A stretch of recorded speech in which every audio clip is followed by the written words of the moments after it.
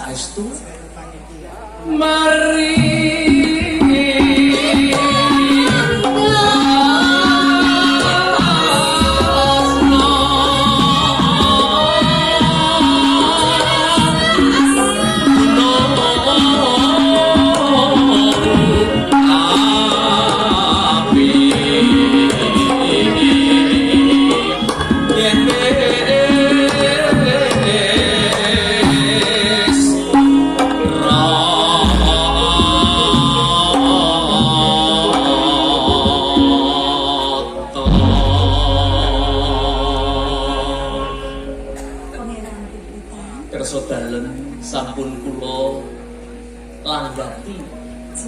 pamundhut dalem sampun kula pinanggani. Menapa panjenengan dalem lajeng boten badhe mundhut priksa? Estunipun ingkang kula gadhang menika menapa Kanjeng Ratu? Ya mula kene kene. Aku bakal nulis. Sejatine penjalukmu ki apa? Dinten dalem priksa putranipun Rama Prabu Kertawijaya menika mboten namung kula. Malah kepara wonten ingkang wijaya saking garwa Padmi utawi Ibu Prameswari. Namung anggen kula purun nglanggati kersa dalem menika jalaran kula gadah gegayuhan. Gegayuhanmu? Gegayuhan kula murih gesang kula benjang menika saged ngurakapi lan saged nikulai datang anak tedak turun. Dadi karepmu sliramu kuwi kepengin duweni raja brana sak negara ngono. Mboten namung menika. Kula kepengin dados ratu iki. Piye?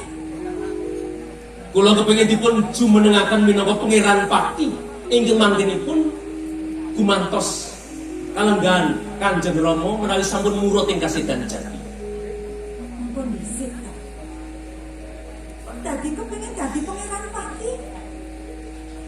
Sliramu rak yo ngerti kok. Yen sliramu kuwi putra selir.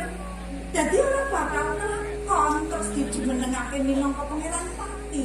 Mergi kula ngrumaosi dados putra selir, lajeng kula gadah gegayuhan ngaten menika. Kula mangertos dinten dalem menika cingaket dening Rama Prabu. Sak boten-botenipun saged caos atur dhateng Rama Prabu.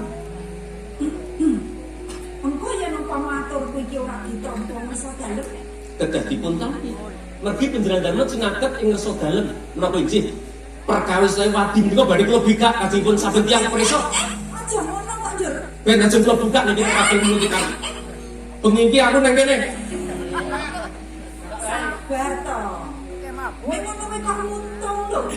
Ana rembug dirembug. Kados ingkang kula aturaken ing ajeng. Kanjeng Ratu. Ing gumlaring jagat menika mboten wonten perkawis kok sing ora ngangguraken. Sedaya gegayuhan menika mboten wonten ingkang lelahanan. Cirbasuki mawa piye? Mawa manuk. Pun kersa mboten. Ning mboten kersa, mboten menapa-menapa, kula badhe Kosek ban iki ana kok mutungan to ya. wong sing disuni ya kawit mau le paring wangsulan tetep opal. Bener. Apa mungkin nak nganggo dipenggali? Nggih. Aja nganti gedung burine. Nggih. Kersa to? Pangeran. Yen pamotahmu iki tak pinanggani. Saestu Apa dhisik kok? Yen pamotahmu iki tak pinanggani. Apa sliramu uga bakal apa ya jenenge nresnani aku sak lawase niku. menawi panjenengan dalem sampun saged nglaksanani panyuwun kula, sedaya dawuh dalem badhe kula pinanggani Kanjeng. Saben-saben aku ngersakake sliramu sowan. Kula sowan. Menapa malih saestu lair batos menawi bedhil dodho kula ingin wonten salebetipun namung Kanjeng Ratu.